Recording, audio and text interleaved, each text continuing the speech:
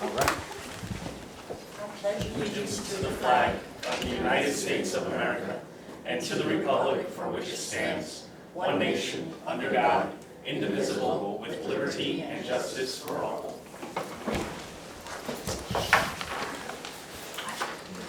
Adequate notice of this meeting has been provided and is required by Chapter 231, public law 1975. The Home News Tribune to publish the same. This announcement must be entered into the minutes of this meeting. For those attending today, please be aware that all board meetings are recorded via audio. Roll call. Chairman Engel. Here. Commissioner Jones. Here. Commissioner Katz. Here. Commissioner Moskowitz. Commissioner Benjamin. Here. Commissioner Smith. We have 4 sets of minutes. Here she Minutes. I'll move that we adopt the minutes of March 11th, both sets of minutes of March 13th, and the minutes of March 25th. Seconded. Roll call, Maureen. Chairman. Yes. Commissioner Jones. Yes. Commissioner Katz. Yes. Commissioner Moskowitz. You abstain. Minutes, the minutes. Oh, yes. I'm not gonna just vote. Oh, Commissioner yes. Benjamin. Yeah. You were voting on a raise.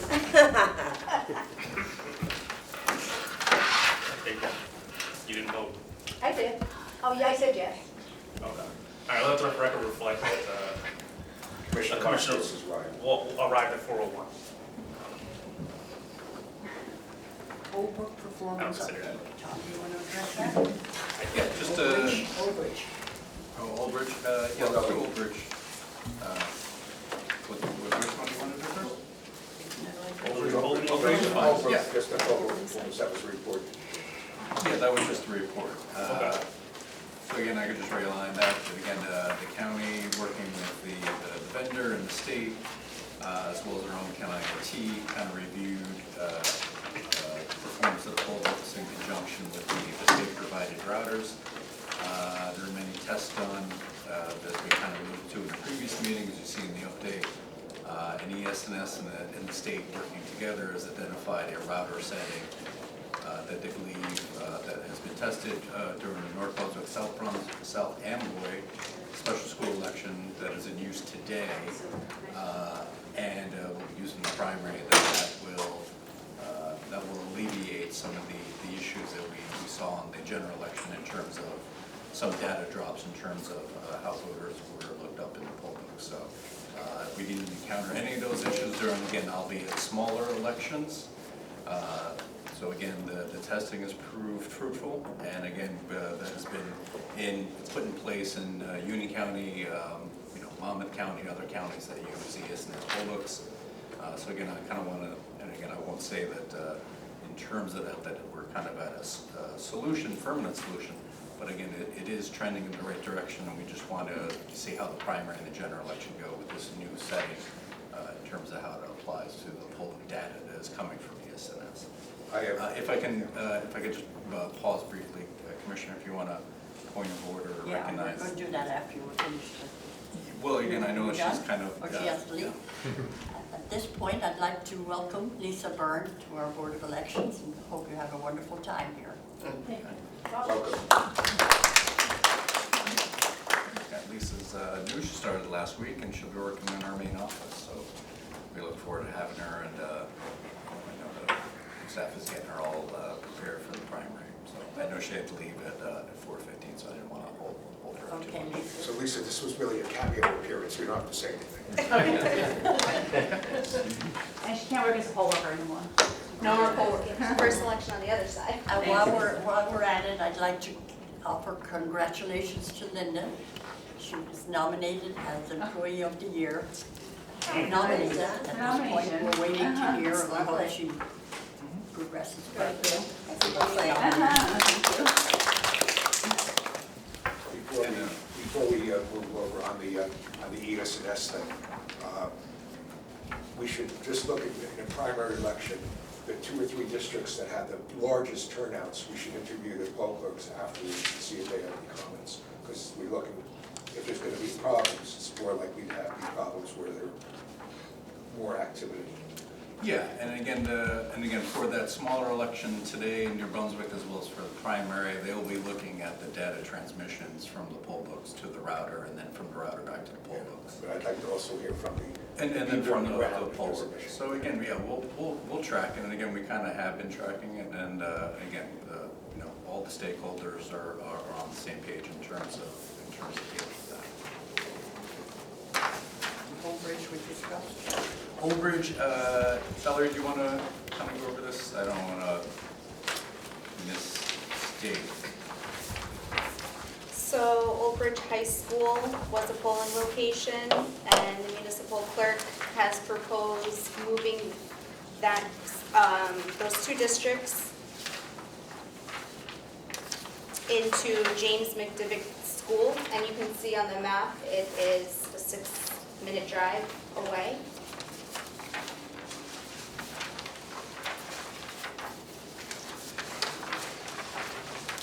Any discussion? Is it, just a question, in elementary school? Yes. Okay.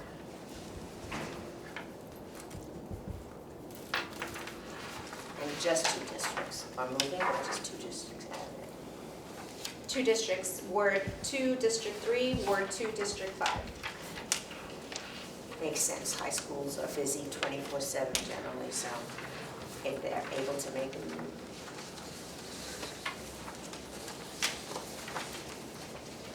Where is the McDivitt School on this map? Which map are you looking at? The map, McDivitt School would be over here. where is it here? Follow the blue line, Where it just says affordable window repair? where the blue line ends. Okay. Right here's a split. And you go here. Okay. Where are those districts in Ward 2?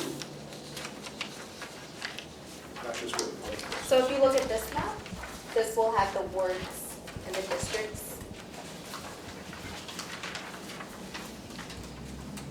So you come from here to here, right? Correct. It's a traffic light distance away.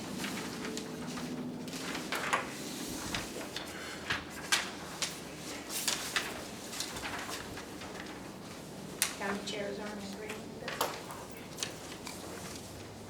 Are the county chairs in agreement with this? It's municipal The chairs. local, the municipal chairs, That's what I had. it's in the memo, the Republican chair approved, the Democratic chair, and I'm counting. Approved. Approved, he would like it to remain in Ward 2, but at the current time, there isn't a feasible alternative location within Ward 2 to them places. But he does agree that the location needs to be moved out of the high school. Good.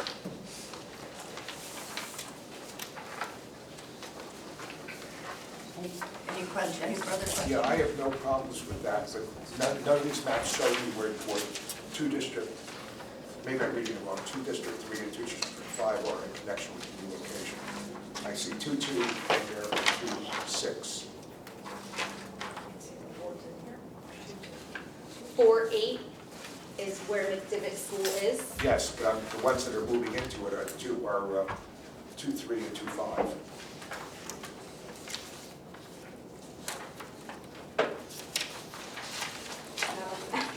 Right, that's the concern is terms, I mean, I'm voting for it because this is the only other location. And there are apparently no other schools or other public facilities that are acceptable within the area, so we have to do that, but we should have that. Okay. We should what? We should have that information. Okay. I can't tell them. Yeah, okay. I move we approve the change. I'll second.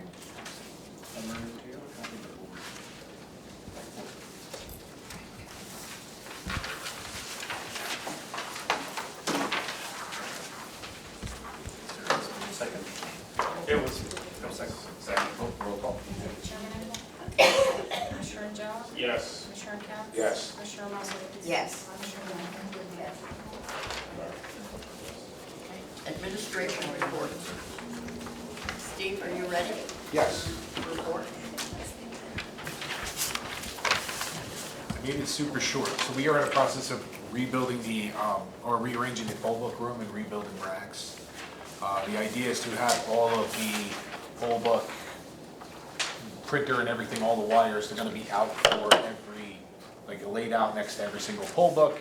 And this way we do a quick check, and we check all the parts, and then they all go in the cases and they go out. So that we know we saw them last, we test on them, and that's kind of the idea. So the setup's gonna be, so there's enough room on the shelves to have that done. Yes, and charge them and things like that. So yeah, we're kind of rearranging some things than what they were before. And so that's what building the racks are for the poll book room means. Checking, right now we didn't finish checking the older poll book cases and things like that and stuff. So we're also doing that because we're kind of integrating a new system, but we're not going to fully adapt it yet until after this election. So we're kind of working on that. And then last thing is just setting up a poll worker training because it's coming very soon. And that's pretty much it. I mean, we're busy every day with this stuff. It'll take us right through the rest of the end of this month.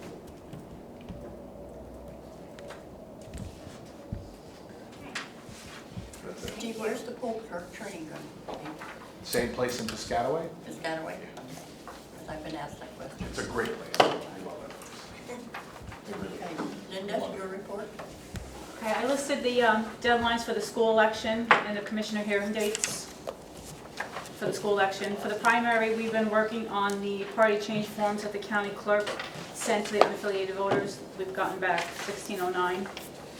We also worked on party changes from petitions. So if an unaffiliated voter signs a petition, D or R, they become that party and make those changes. The clerks forward that to us. We had quite a few this time. What else? The poll worker lists. We received all lists. There's some that are incomplete. I'm working on a summary page so I can send to you guys so you know how many. The staff is still assigning, so I don't have that confirmed yet. Then the deadlines for the primary election. The only change is my challenger they're due May 20th. Commissioner Cass reminds 3 weeks before now instead of the 2 weeks before, so that's one change in my list. And then that's it. Any questions for Linda? Ongoing. May, okay, 9th, did you say? Is that what it's 20th, May 20th. 20th. For the challengers. Right, okay. That's it. I do, I'll rely on the written portion. I didn't have too many items. Okay.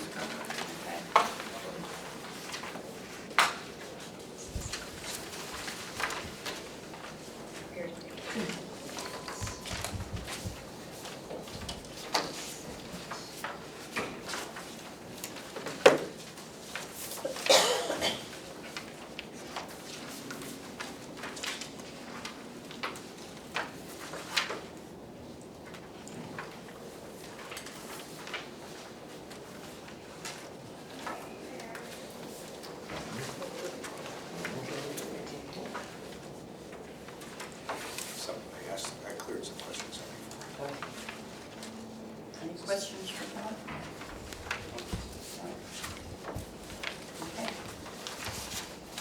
Commissioner comments? No? Just the time, it is coming quickly, is it not? We need to keep reading the news and be aware of our elections that are upcoming.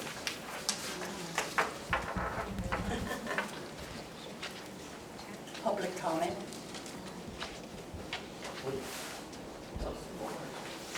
Good afternoon, ladies and gentlemen. How are you? My name is Dennis Wu, East Brunswick, New Jersey. And just one thing I want to bring out your attention, that is on April 7th, there's a group, Citizen of New Jersey Election Integrity and the Project of Civica from New York. They kind of jointly made a report, identified about for the duplicate registration and possible double voting. They identified about 396 individuals who appear to be in the record and vote on both New Jersey and New York. And actually they found out about 81,839 individuals, they both list in the New Jersey and New York, okay, as an active voter. Okay, those are the statistics. They are posted in the X platform. Hopefully, I can, later on send an email to Tom or something so you guys can, get a chance to look at it. My question really today is for the UOWACA, which we kind of corner case, It's a very small percentage, but I still want to mention it. The question we pose here is, does the county do any sort of validation for application that come into the county for Uokawa ballot from the federal postcard application? Number one. Number two, does the county allow people to register for Uokawa even if they never reside in the county? Number three, what are the ID requirements associated with person who is registered to vote via the Uokawa process? What is it? No, I'm not as strong as that. Uokawa, you gotta know where's basically I they, just asked. The ID requirements is the same as a regular voter.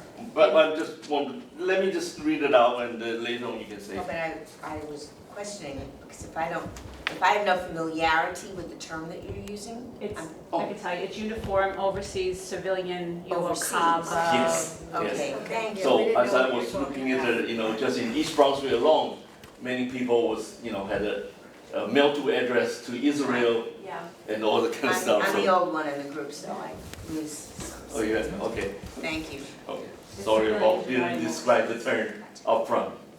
So the fourth question is, what does the county do if a Uokawa vote submit their ballot by email or fax and fail to return and sign the waiver of ballot secrets form? Number five, does the county do any sort of signature verification on Uokawa ballot and or waiver of ballot secrecy form? Is there a QR process on that? Yes. So I was, submit my question later on, May I just so. ask maybe- why you are concerned that none of the things you listed are done automatically, the check on every signature? That's basically, we observe some, abnormal behavior. That's why we kind of, You have observed That's abnormal right. behavior? that's right. That's right. So this is, may not be just the, Middlesex, because we're looking at, a bunch of other counties as well. So Uh-huh. we just want to, present this general question to the, office here and just try to get an official answer. Well, if I could kind of because there were a bunch of questions there. Linda, to the best of your ability, if you could maybe just summarize the process, and then if there are particular questions that Linda didn't cover, maybe after the meeting, she can kind of maybe get into a little more detail with you, if that's okay. Sure. Yeah, you can probably email me the questions, but Sure. the Uokawa, it's checked just like a civilian. Thank you. We Yep. check signatures, and that's manually done, yeah. Okay. I'm just want to pose the question. And we- if it doesn't match, we do email it, because we have an email for everybody who's Uokawa. Mhm. We email them a QR letter, Okay, and they can send it back. good, thank you. Okay. Anybody else like to speak? Hi, Bill Lawrence from Piscataway. I have a question about the President Trump's executive order that he recently put out. I don't have the executive order number with me. And it's an executive order on elections. Some of the things that it covers and includes voter registration, proof of citizenship, mail-in ballots to be received by election day, and otherwise they can't be counted. I'm not sure if you're familiar with that executive order. I don't have the executive order number. Just wondering, has there been any discussion with the board members about this executive order and how it might, if we might be applying any of this in Middlesex? Has there been any discussion on the executive order from the president coming in? No discussions. Okay. That would be part of the meeting if we discussed it. Okay, yeah, it was just, And the only reason they are accepted after the physical day of election, they must have a postmark on or before election day, so they can't come in afterwards. I thought there was something, Linda, is that not accurate? If it's received 2 days after, with no postmark, With no postmark? but then 6 days has to have a postmark. If it's received 2 days after elections, it doesn't have to have a postmark.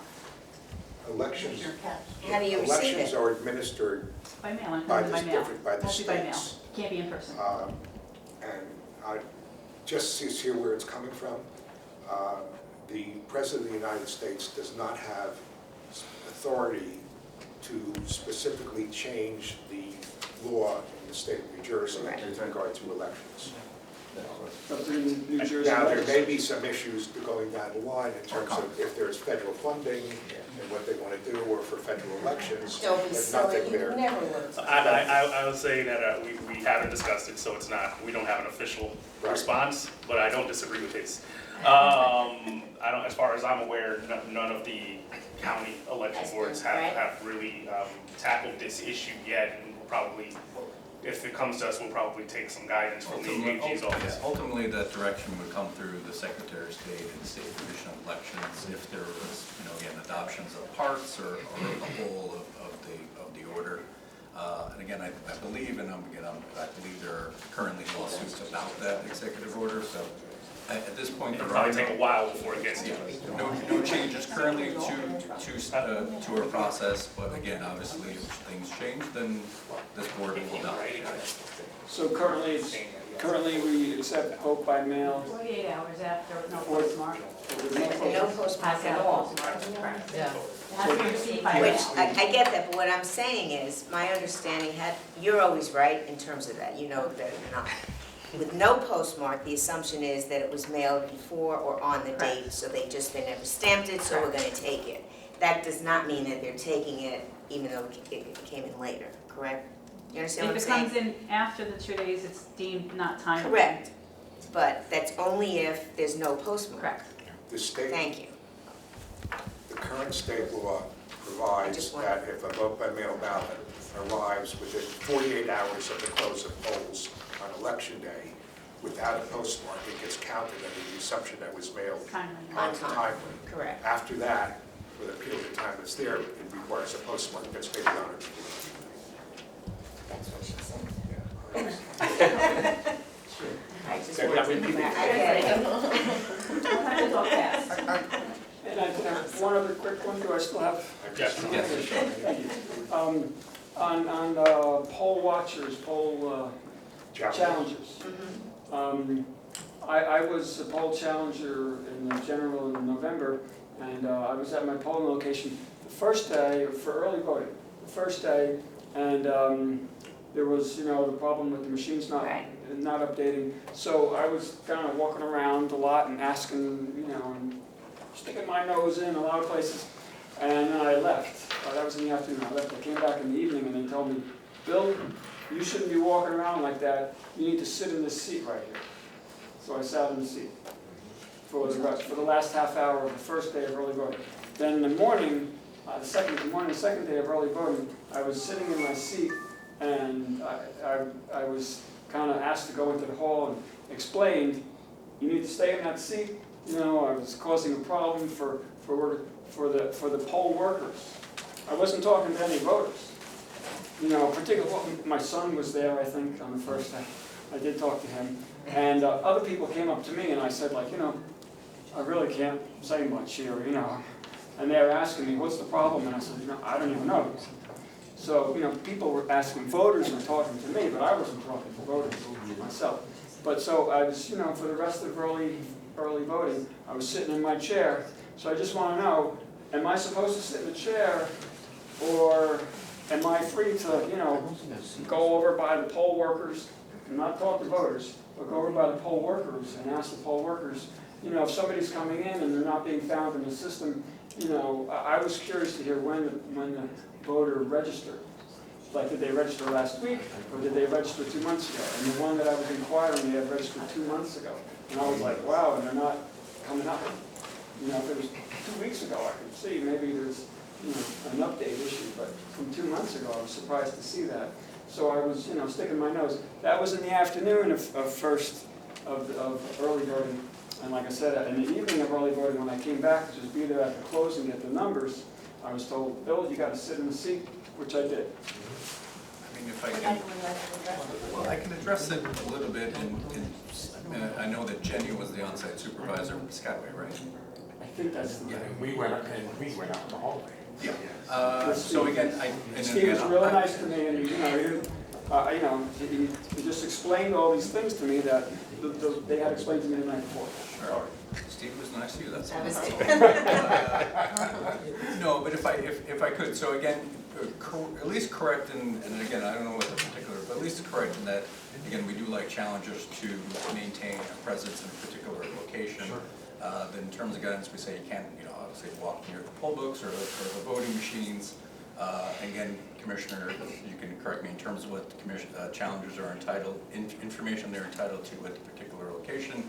But usually it's, you know, again, they're entitled to the voter's name and address if required, or again, if there are particular questions, then I know we have the onsite, if you have questions about what, any of the issues, we can address them. But it was mostly that, so again, that you're not, you know, around poll books or voting machines. Going around the backside so I can see the screen of the poll book. That, you know, that, no. And I was, you know, asking to do that, and they told me, no, you shouldn't, so I Yes, stayed in the front. yeah. I So- was asking to do But it. in terms of like training for poll workers, we do kind of address challengers and say that, you know, challengers are not allowed behind the poll books or, you know, like in, you know, near the voting machines so you can see inside the voting machines. And again, it's for signatures and for privacy. Well, or to help someone who does have Yeah. a real concern. But, and Or again, is if being you have challenged. particular questions about a process or any questions like that, you're free to ask the poll workers or the on-site, you know, supervisor or board I staff. was told I had to ask them to come over to me to receive. Well, again, that, and again, it's, that. I can tell you what I That really is- said if that you is want to know. not correct. No. I can tell you what I really said if you want to Yeah. know, because I was the one that talked to you, so. I basically explained to If it's you foul language. that instead of interrupting individual poll workers while they're trying to do their jobs, Right. that you can flag the supervisor down or Jenny, which was the person that was working from my staff. I said, by all means, they will get the information for you and bring it back. What I didn't want you to do is walk around the polling place, because you are cutting in between voters, and you were asking individual poll workers who are trying to do their job, and then you were stopping them from when they were busy. I would rather you stay in your spot. If you see something you don't like, or you didn't hear something, you flag down the people that I asked you to flag down. I never once said you didn't need to know it. That is not entirely correct. The challengers do have a right to not interfere with the voters. One, they can talk to the voters It wasn't a after, voter. wait, they can talk to the voters after they have voted if they mutually wish to do so. If the voter has already. After, They was- after the I know, voter but has your voted. they was not Yeah, specific. after the voter has voted. Okay. And if the challenger sees a problem, there is no problem with them going up to where that polling, the voter and the person is there and observing what is happening, as long as they do not interfere. They do not have to just sit in the chair if there is a problem. No, but they're, in the interim of Can't that wander would be throughout being the able night. to speak to the person who's the Supervisor. supervisor Supervisor. at the polling area. That would make more That's sense. that's what I And was. stopping, I understand that, and I was just correcting what he said in my own mind to be, because he knows, as I said, the laws specifically, but is that not true that he could speak to the supervisor? Yes, but if something is going on and he gets to the supervisor after it's all completed, that's not necessarily acceptable. But the supervisor would be able to handle it. If the voter has already voted or the voter has been turned away before they get to speak to the supervisor, that's not acceptable. But no, I get that. My question is, at which point were you aware of the situation with the voter? Obviously, after the voter came out and said they couldn't find my name, or they had to find the name, they went in to vote. They hadn't signed, they were checking in. So they were told not to, they could not vote? No, they were just said that the name wasn't coming up, and they were suggesting maybe to look somewhere else, to look outside of it. I mean, it was early voting, so I imagine they had access, they were looking up through the whole county. Right, right, Linda, are they not able to check? Oh, sorry. Early voting. Are they not able to check? For early Early voting? voting is supposed to be every registered Every voter. is supposed to be- registered, right? Yes. That should be But a- if The I main could say, issue, if I could just say, I think both things could be true. I mean, again, you would prefer, and again, Piscataway in that room is a little tight. So again, we could say, you know, we'd like you usually in a particular area, while also, again, at the same time, that's why we kind of have the supervisors and get our staff on hand to kind of make sure that we address whatever questions you have as quickly as we can. So I would aim that we can accomplish both without infringing on your ability to be in the location and address any issue. If you have an issue, we want to know about it, so we can address it. But again, at the same time, we do kind of want challengers, and again, be able to see the room in the process without, again, as Steve was saying, maybe being, like you were saying before, looking in the back of the poll book or being by a voter machine. So I think we can accomplish both to your satisfaction, as well as, just keeping challengers in general area, unless you have a question, we need to kind of resolve it. We want to do both. There's a line out the door, it's very, very busy, and the last thing we need is challengers weaving in and out of the voters. I made sure I made it very accessible for you. I made sure that they knew that they had to come to you as soon as you raised your hand, as soon as you waved them down, and that they would help you immediately, right? So I was giving you every, that is true. It's a room this size with 8 voting machines and 10 poll books, right, or 8 poll books. They were all open and they were all running, and you can't go squeezing in between because it was making the job and the polling place itself a little more difficult. But I put you in a spot and I told you you can go to either side. Unfortunately, you couldn't go in the middle because there's no room to split the tables. Right. But I also Time is up. I'm sorry. Come back. I have a question. Can you hear from Bill, where you were sitting, could you hear them say the voters' names? From the first 2, 3 poll books, 3 out of 10. So for 7 poll books, You no. can't hear any of the other ones? No. Anybody else like to speak? Okay. Are you gonna cut into his, okay. I'm kidding. No, I think, Is he? No, keep come back. Already tried to sit down. I know, that's what I'm Come saying. back. All right, Kathy Hopdansky from South Brunswick. I'm going to piggyback off of what Bill said a little bit. The executive order. Your name? I did. Oh, you did? Yes, you did. Kathy Hopdansky from South Brunswick. No one ever told me I spoke low before, so I was surprised by this, especially for being from Bergen County. But anyway, the executive. Yeah, I am. Can't you tell by the accent? Oh my goodness. I have to get a passport to come down here. Anyway, the executive order issued by Trump, what I'm actually trying to understand is, I know you're probably aware of it. Has anyone from the state communicated with you about it? That, I think that was one of the questions. Any state? Okay, that was fine. Also, I just wanted to ask you, I think I know, but I just wanted to hear it, especially in this, whatever. What does the county do in the situation where they don't have enough Republican or Democratic poll workers to evenly staff all the polling locations? Do they hire independent registered voters or something else? So I guess, we're trying to do the equal Democratic Republicans. I know in some towns they can do that, but what about the other towns? What is the rule of thumb? Do you hire independents? And then again, I'll deflect to Lynn a little bit, but yes, we can use unaffiliated voters to fill in where there's a gap in party, but again, we make all efforts to make sure that we're able to draw. Linda, there are some towns where that is a challenge, but for the most part, we're pretty good Yeah, we're across the pretty good, county. except for Woodbridge. Woodbridge Republicans, we're looking for, anybody. Yeah, But we reach out to other towns too, if they have a list I was that gonna they're not say, using, yeah. They will For move. Republicans, unaffiliated. Poll The workers will state move. provides us a The list. state does provide us with a list from their state portal of Yeah. people who are interested in being poll workers. So again, Okay. we will use that to, and again, use. So that's good to hear that in Middlesex County you make every effort and attempt to try to make it equal Republicans and I'm going to Democrats. swarm and touch it, and I know they called up and asked for some of our poll workers. And By the of course, way, we're touching always what? Your hair looks different, I like Oh, that, so yeah. I just wanted to tell you that. That's what I'm doing. Okay, so, I just wanted to tell you that. All right, so I just wanted to also ask a question, and I don't know, Tom, this is probably more directed towards you, or maybe Linda.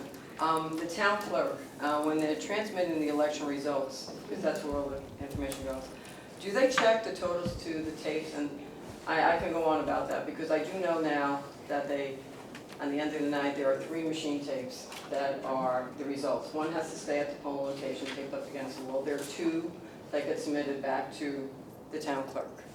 But I do, as a poll worker one time, I do see them, sticking the USB stick into a laptop. I did see them do that when I gave my election results. Now I'm asking the question, do they check those the totals on the tape to what they're transmitting? I don't know what they see on the screen, I'm just asking the question. The municipal clerk does not. She doesn't check it against the tapes. What Okay. happens is that the sticks come back as well as the tapes Okay. to our office. the county clerk's office gets the tapes, we reload all the USB sticks again. So again, right now, on that night, they're only transmitting the results. What we also get the following day is also the results, plus the actual write-ins, as well as just the ballot images. And then the county clerk then will check the results against the tape. So they do that before certification in terms of checking all the tapes against the USB. So all the town clerk is doing is making sure that they have all the sticks from their town and they're plugging it in, so they're not worried about, they're just worried about some command that says everything has been transmitted. Okay, so they're not really watching the totals or anything like that. So the 2 tapes that are submitted, who gets those tapes? I actually thought that one was for the municipal town clerk, and then The two tapes, just to clarify, one's the beginning of the day, the 0 tape. No, they do 2 end tapes at the end of the day. Not anymore. Oh, not anymore? No. Okay, that was on the last years. election. Now again, I don't know what some clerks are telling forward. Okay. Again, we only require 1. Okay. So the 1 will come back, the county clerk will get that at that night, Yeah. and they begin checking the tapes the following day until they're.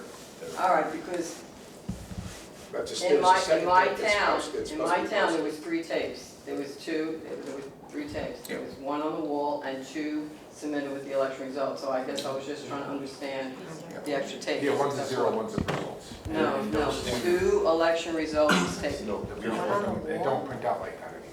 One is on the. I saw it. One on the Yeah. wall? No, there's 1 on the wall and 2 You post- election No, tapes. but what do you mean on the wall? You post They it. post the election results on the wall. It's only supposed to print one of each. Well, Steve, they did. They may have printed an extra on accident, but the reality No, is it's Steve, not. they did. They were told. I don't know when that was, but they don't do that anymore. Okay, well, they did in the, It's programmed. it's okay. They did in the last election. Steve, a little too Sure, much back and forth. sure. So again, whether our instruction to poll workers is to do 1 0 tapes, 1 for the public, Sure. and then 1 for the clerk. And again, if some towns are instructing for clerks to print 2, Yeah. either way, the tapes do come Okay. back to the county clerk and they verify against the USB results. Okay, all right, so that was, let me see what else I was gonna say.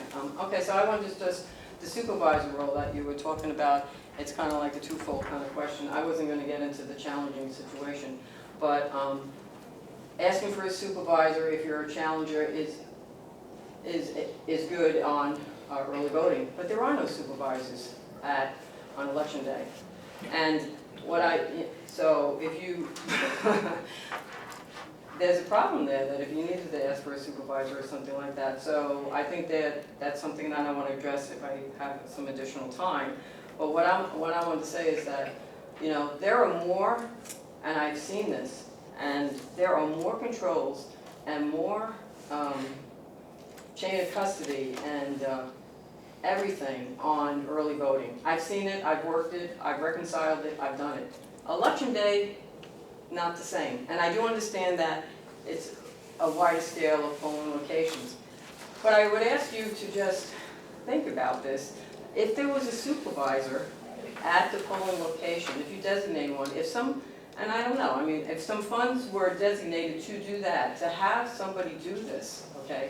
For an example, the 2-hour count, that would make it actually more accurate, and you could actually tie things in, and you would have more of an accurate, controlled election. And what I'm saying is that the 2-hour count, if somebody took all the totals on the books of everybody that checked in, and I know that the machines are not designated by district, so you would have to do it this way. If you took all the counts on the machines, and then somebody was like a designated supervisor to make sure that those totals agree, they would have 2 hours to make sure they reconcile those totals.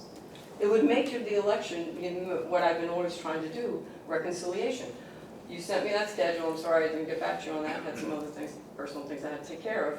But I can see that on mail-in ballots and provisional ballots, you do have some controls. You're showing here rejects, you have batch controls. But when it comes to the electronic poll books, it's just, there's a missing piece there. So I'm trying to say that if you could have a supervisor at a polling location and have them check, just like you do on early voting, you have that reconciliation schedule. you have them check that, like say, okay, every 2 hours, all right? 1,000 people checked in, you add 1,000 people, or 1,000 people. If it's not, you can reconcile that information right there. You would know the problems. The person would have 2 hours before the next time to do that. I think it's worth it, to make people feel more accurate, maybe even possibly the election process easier. So I'm just suggesting that, and that's piggybacking off of that. And I would be more than willing to write, if you didn't mind, I would write up a little thing that I'm thinking about and send it to you guys, all right? Okay? I would send it, okay? And the other thing with the challengers thing, and bringing back that, it is difficult to be a challenger. And even on early voting, it is difficult. And it was especially interesting with the problem that we had for early voting with, I don't know, the one day when you had to do pivoted to a separate way of checking in. You had to check in with a laptop. Right, a pre-check, all right? Let her finish her comments first. So it was difficult. It was difficult, and I get that. But in doing that, possible checking with the long lines that did have long, sitting on the side of the book and trying to hear certain things, there were times in the second or third day of early voting where a person wasn't found in the book, all right? And then, you're standing there trying to hear the name, and then the person was brought over to the pre-check book. So I can tell you that, I did. I walked over just to stand on the side. Didn't interfere, I just wanted to hear the name and the address. And I mean, that's where it gets sticky, because what do? I'm just trying to hear the name. I had no idea at that time, this is bipartisan, I had no idea at the time. I'm just trying to hear the name. So it's not like, you can't, especially I'm talking about the community center. It's huge. You can't stay in one corner. It's huge. So what I'm going to tell you what I was doing. I was going on one side, stay on one side to hear those mix, and then I would alternate. And then I go on the other side, like to hear the other side. But then when I heard that they couldn't find somebody. Your time is up. Well, you know what I just said. Commissioners, any comments? Anybody want to say anything? It's tough. Mr. Crowder will go Yeah. on and You're talking about comments in terms of responses? You can answer later. There's another person speaking. Yeah. Mr. Craddock. I will say that years ago, we were allowed to have, I was just waiting for you to come in. We were allowed to have persons sitting right at the polling book. So as the person checked in, you would check off the name. Later. Okay, I was just explaining, I see Mr. Craddock was coming to the task. I'm in no rush. Good afternoon, Charlie Cradaville, New Brunswick resident, entered New Brunswick today. I have the same handout I had for you last time. There's another one. Take one, pass it down.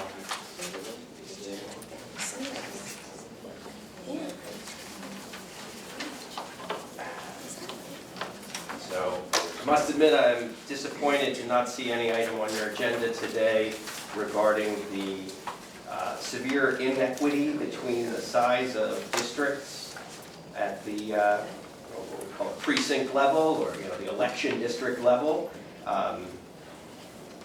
You can see from this that in a town, for example, Piscataway, you've got one district that's 6.6 times bigger than another district, and if you compare across towns, you can see that Monroe, Ward 1, District 14 has more than 3,000 voters. According to the latest numbers, these numbers haven't changed much. I did a spot check, and I saw based on just last week, there's minor changes to them, but Monroe 1-14 is still the biggest district at 3,112 total voters. Piscataway 4.8 is the smallest with just 289. So the residents of Monroe, Ward 1, District 14 have 10 times less representation at the county committee level than the residents of Piscataway 4-8. And I can't figure out why the Board of Elections doesn't see this as a problem or doesn't want to take action. I brought this up a couple times now. I feel like presented it and gave you enough to work with, as well as 3 statutes that I believe are still controlling. I brought them again too, if you want to see. And I guess I would just ask if anybody has any updates since I brought this to you last. Has anybody looked into these statutes? Are these still statutes that can be used? And have you looked at the numbers? And do you agree that this is not fair? 77. Finish your comments and then we'll respond, okay? You finished? Well, I was hoping to get an answer so I could have some follow-up. Well, I'm going to have the commissioners respond to you. Okay, well, I hope you'll agree that this is unfair and that under these statutes, you have the power to do something about it. In particular, this one in the middle, NJSA 19:4-14. If you find that certain districts contain an unreasonably large or small number of voters in comparison with other districts, you then may revise or readjust the election districts in the municipality without regard to whether a readjustment is authorized by other sections of this act. So I hope that somebody has checked with the Attorney General's office to see if this statute is still valid, and if so, the question is then, do you think that certain districts contain an unreasonably large or small number of voters in comparison with other districts? Again, one district in Piscataway has 293 registered voters. I think it's actually down to 289 on the latest count I have here. And then, Monroe 114 is up to 3112, so more than 10 times as many voters as that other district. Anybody like to comment? Out of whack. Commissioner Katz? No, you're good. Commissioner Bogdan? Yeah, very quickly, as I'm reading this, it's talking about people going to the voting booth. It's got nothing to do with discrepancy or party or anything. So I'm not quite sure what your concern is. You gotta tell people they have to move because too many people live in one area, you know? Oh. So what, it's not talking party, it's just saying numbers. Right, so I'm suggesting Not that the voting, board voting. has the power to revise or readjust the election districts To put more people? to make them more equal. Commissioner Commissioner Katz? Does not Uh, make sense. Several things. One, the size and the configuration of the election districts deals with the convenience of the voter, not party governance, right? So even if it's within the range, if you have a allowable range between, it may be 700 voters or 1,200 voters, it's the governmental purpose of this is for the convenience of the voters, not for the party. Regardless, if the district has 700 voters or 1,200 voters, it makes no difference to us whether there's what the number of committee people that are there or the number they represent. That's a party thing, all right? But for these purposes, yes, except for the several years prior to the census, which is every 10 years, the board has authority, and in fact, there should be reviewing districts that are too large or too small under the statutes. But for this year, it is too late to do that because it has to be in place early enough for people to be notified and any district change. So we talked about part of that before. It's something that we will need a report from for the sizes and the statutes and see what we have to do.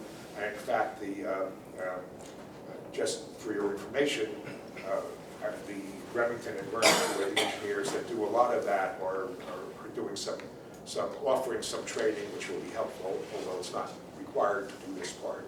But we will be looking at the numbers in time so that we can do something for next calendar year if we feel it's appropriate. And yes, if the districts are too large or too small, there are statutory requirements that we're supposed to change it. We have created over the years, we have created more districts. Yeah. There have been years where I don't know about recent years where we've eliminated districts. I can tell you on a personal basis, 50 some odd years ago, we eliminated 5 districts in Port Amboy based on size. But that's a different issue. So yes, we will be looking at something, but we can't do it for this year statutorily. So thank you. If I'm living in an area, a town, where it's a 2-3 mile limit for my property, how are you going to equal that with another community that has more apartment buildings? Why would you do that? That's my choice in terms of lifestyle or giving my voice.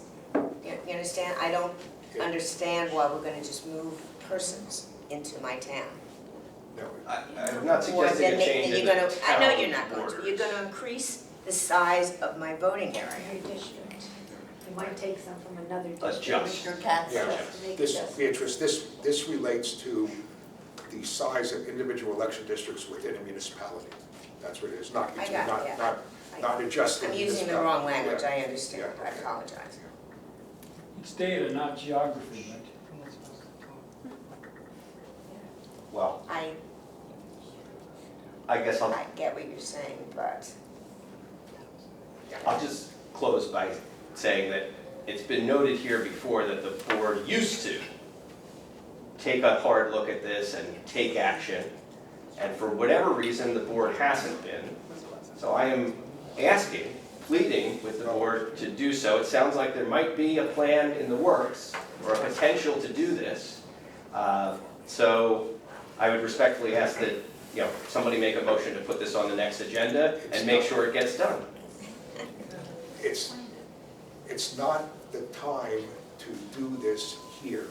I have mentioned to the administrator, the board, that we have to do this for this next cycle. The next cycle being prior to, so it can be in place prior to the next year's primary election, not this year's primary election. what Right? can be in place? Any modifications of sizes of the individual election districts. Because the law says they're not Sizes supposed of actual voting. the actual number of registered voters in an election Just district. registered voters, not voters' voters? There's different triggering points in terms of the number of people who are registered and the number of people who have voted, and et cetera, but we'll need all of that so we can determine what we have to do. We may need to create some more districts. We may need to modify districts that are adjacent to others that are maybe too large or too small. But it's something that we all have to do, we could do, but we can't do it for this year. So putting it on the agenda in the next month or two in terms of doing anything is we can. I think we've asked, at least I've asked the administrator to set this up so that it can be in process, so we can do that, so we can put it in place for the next primary election. You can come back. Based on Can I say physical something? bodies. Anybody else like to Yes. speak on the second Can time? I say something, Sylvia? Can I say something? I agree, we do need to do, looking at the redistricting, well, fixing the district, because of all this, the housing that's coming up, the apartments that are coming up are affecting one side of my town. It's really gonna impact that one district over there. So, yeah, I agree with you, it does need to be Based on party affiliation, that's my point. So you're gonna change it based on Republican? Just it's having not. more voters, how is that changing your area in terms of the voting? It's keeping less people, there's less people in that district. It's just more convenience-wise, really, right? Well, I'd be curious how you would make this decision. But that's for another vote. I Can we just, will look into see it more if somebody carefully wants so I to have the speak right again? language when I speak. Sorry. See, she's yelling. All right, Kathy Avidansky 3 minutes. from South Brunswick. How much? 3 minutes, okay, here we go. Kathy Avidansky from South Brunswick. Thank you. It's just a joke. Okay, I just wanted to go real quick. Correction records form, all right? My question is this, poll workers. If a person goes, a voter comes up and says, I never asked for a mail-in ballot, and blah, blah, blah, blah, blah, and they could possibly on a permit mail-in ballot list. I always think about eliminating the amount of provisional ballots that you guys have to go through. I keep thinking about this. So, is it, I do, is it possible, I'm just asking, what's the rule of thumb? I'm hearing conflicting things. Can poll workers, at that moment, when the voter says, I never asked for a mail-in ballot, blah, blah, blah, and doesn't understand why, can they say, you're on, according to the book, you're on the mail-in ballot list, can they offer, should they ask, do you want to get off the mail-in ballot and go off the correction record form? Can they do that? Yes. Okay, fine. They can. I think that really needs to And be take them off clear to, No. what? But it's just the offer, it's not gonna change it, that voting day. No. Right. Okay, I just didn't get that Oh, from you. no. I'm sorry, Sylvia, I wanted I think, I don't want my time to be wasted on, Right. add a few more minutes to my Thank you, introduction. thank you. Time, please. I love you here. Okay, anyway, so I'm just trying to say that there's conflicting information there. I mean, even when I was at one of the sites, I mean, there was a supervisor that was saying that I don't think that's the poll worker's job.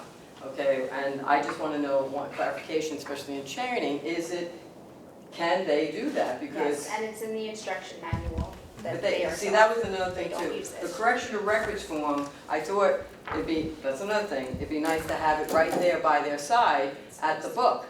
It's supposed to be. Okay, it's not by this side in the book, and I was told there's not enough room. I said it really should be there. There's not enough room, and this was not by poll workers, by the way. This was people in charge. There's not enough room. They don't go, they don't do this, and okay, I'm talking real fast because I know I don't have a lot of time, but another thing is the correction record form is not being filled out correctly. I witnessed this 1,000 times. What they're doing is, what a confusing thing. They hand it to, when they did, to the voter, and then the voter is going over to the desk and filling it out, you know, whatever. Then I started going over to the supervisor's desk, the Democrat or the Republican poll worker, and then they would hand the license, and I'm like, oh my God, this is not even right. They've taken it off the license. It's supposed to be right there, you know, when they're checking in. You're supposed to be correcting the record on the book, and aren't they supposed to be verifying that record that's on the book? And then you have two poll workers sign off on it, verifying that they witnessed this person. I had another thing to Does say. anybody want to answer that That's question? exactly what the poll book says. I'm just saying it's not, training-wise, they I can really answer don't the get it. I can talk to Kathy afterwards. I Okay. would want to kind of clarify whether it's correction of records or if it's the yellow form, the affirmation of No, residency. it's correction of records. But we can talk afterwards. Okay, thanks. Anybody else like to speak second time? 3 minutes?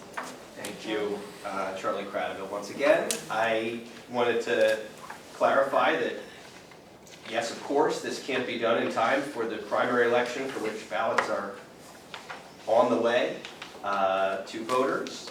I don't think that was ever my ask.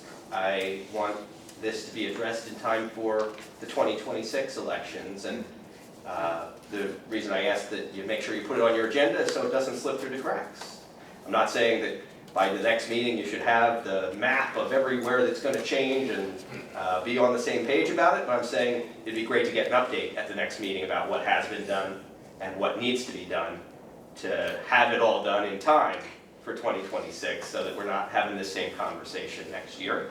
And for what it's worth, I don't think party members or party registration should be a consideration in this. I think that the number of registered voters is probably the best metric to use. And so you've got to decide what's the ideal number and then make changes to get the districts to be as close as possible to that ideal number. It's complicated, yes, but it is possible. It has been done before. It gets done every 10 years for congressional districts. It gets done every 10 years for legislative districts. It gets done through rewarding, which all or most of you are familiar with.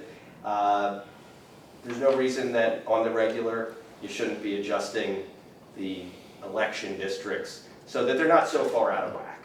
And I hope that somebody can make sure that gets on the agenda for your next meeting. I'll just mention that I'm happy to talk to anybody on the board who wants to talk about it and explain further or address questions if you're still unclear on what I'm asking for. I always love to talk to my public servants. And my phone number is 732-993-9697. Most of you probably already have it, but call anytime and I'll see you next month. Thank you for your time. Anyone else? I do want to say something. I just want to make clear, I certainly, for one, appreciate everyone who comes to speak to and address us. So what I'm saying is not in any way to stop that. I understand what you're requesting. Hear you loud and clear. The portion where you're requesting us to do it in a specific time or commit to a specific time, and I want to be clear with that. Time enough to get it done for next time. I think that has been asked and answered. You know, and I think your request of us to do it next meeting has been asked, and you're certainly allowed to ask. That is a decision that this body will make as to whether, when and where we take an action. I think that's fair. But I certainly understand what you're saying. I understand the need for it. I think that Commissioner Katz's answer to that is something that we need to look into for the future. I think that that's sufficient at this time, while you may disagree, respectfully. This would take 90 seconds. Can I go back up? You want to get to? I know, this is 90 Commissioner seconds. Katz? Actually, I just, for all of this part of it, I just ask that for the meeting, a regular board meeting post-June primary, which would be August, that we just put on the agenda, and let's note it now, that we just put on the agenda status of review of size of election districts. So it's just on the agenda from then on, and then we can determine what we're doing. Okay. I swear this would take 90 seconds.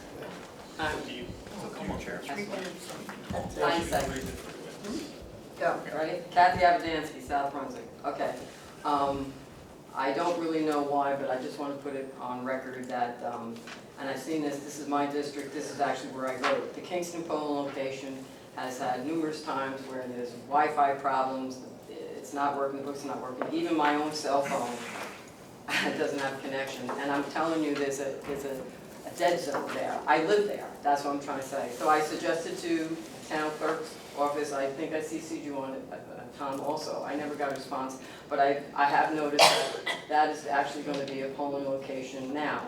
I did talk to the town clerk, I did tell her my concerns and what was being told by Republicans and Democratic poll workers at that location. It's only one district.